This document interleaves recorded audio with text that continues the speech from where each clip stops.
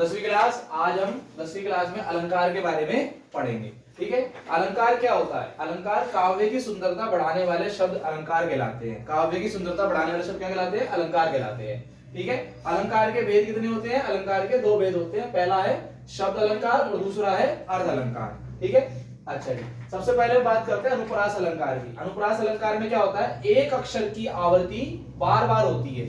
आवृत्ति मतलब रिपीटेशन, एक अक्षर इसमें बार बार आएगा। जैसे उदाहरण देख लो, रघुपति राघव राजा राम, यहाँ पर क्या है? रा अक्षर बार बार आ रहा है, तो इसमें कौन सा अलंकार हो जाएगा? अनुप्रास अलंकार हो जाएगा। ठीक है, दूसरा अलंकार है पूर्णोक्ति प्रकाश अलंकार। कौन सा है? पूर्णोक्ति प्रकाश अलंकार। इसमें ना एक शब्द की आवृत्ति बार बार होती है। आवृत्ति मतलब एक शब्द बार बार आएगा। जैसे कि लिखा है राधे राधे जपा करो, और उसमें राधे राधे जो शब्द आ रहा है दो बार आ गया, मतलब कौन सा अलंकार हो जाएगा? पूर्णोक्ति प्रकाश अलंकार हो जाएगा। यहाँ पर शब्द का मतलब भी एक होना चाहिए। ठीक है ना, शब्द का मतलब भी एक होना चाहिए। जैसे तीसरा दे रखा है यमक अलंकार। कौन सा है? यमक अलंकार है। तो इसमें क्या होता है? एक शब्द की आवृत्ति दो या दो से ज्यादा बार होती है। जब एक शब्द दो या दो से ज्यादा बार आता है तो उसको यमक अलंकार कहा जाता है, लेकिन इसमें शब्द का मतलब भी अलग अलग होता है। लेकिन पुनरुक्ति में क्या था? शब्द का मतलब एक जैसा होता है। ठीक है, अच्छा जी, अब यमक अलंकार का उदाहरण देख लेते हैं। उदाहरण में क्या है? काली घटा का घमंड घटा। यहाँ पर घमंड, यहाँ पर घटा जो शब्द है दो बार आया। यहाँ पर घटा जो शब्द है कितनी बार आया? दो बार आया। ठीक है, अब ये जो काली घटा, ये वाला जो घटा है, इसका मतलब है आसमान में छाने वाली। क्या लिखेंगे? आसमान में छाने वाली। ठीक है ना, आसमान में छाने वाली। दूसरा है घटा। घटा का मतलब क्या होता है? कम होना, यानी जो आसमान में जो घटा छाई है उसका घमंड कम हो गया है, ऐसा उसके अंदर बताया गया है। चौथा अलंकार है हमारा मानवीकरण अलंकार। मानवीकरण अलंकार में क्या होता है? निर्जीव वस्तुओं में मानव की तरह अभिव्यक्ति प्रदान की जाती है।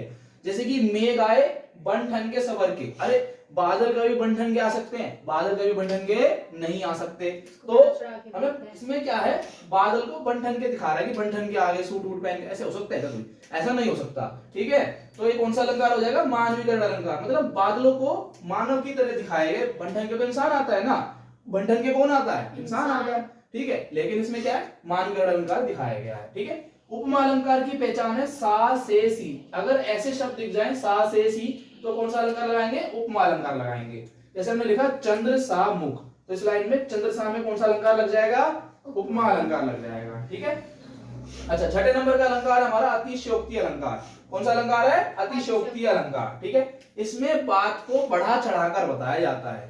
ठीक है, जैसे लिखा है हनुमान जी की पूंछ में लग ना पाई आग, लंका सारी जल गई निशाचर सारे भाग। कैसे बना? हनुमान जी की पूंछ में लग ना पाई आग, लंका सारी जल गई निशाचर सारे भाग। हनुमान जी के बारे में बड़ा चढ़ा के इसके अंदर बताया गया है, और ये सच बात है। ठीक है, अच्छा जी, सातवां अलंकार है रूपक अलंकार। इसमें क्या होता है? इसमें रूप धारण कर लेता है। क्या कर लेता है? इसके अंदर रूप धारण कर लेता है। जैसे लिखा चंद्रमुख, यानी चांद जैसा मुख। ठीक है, पहले तो चंद्र सा मुख आया था, सा दिख गया तो उपमा अलंकार हो गया, लेकिन जब दोनों शब्दों को जोड़ दिया तो कौन सा अलंकार हो गया?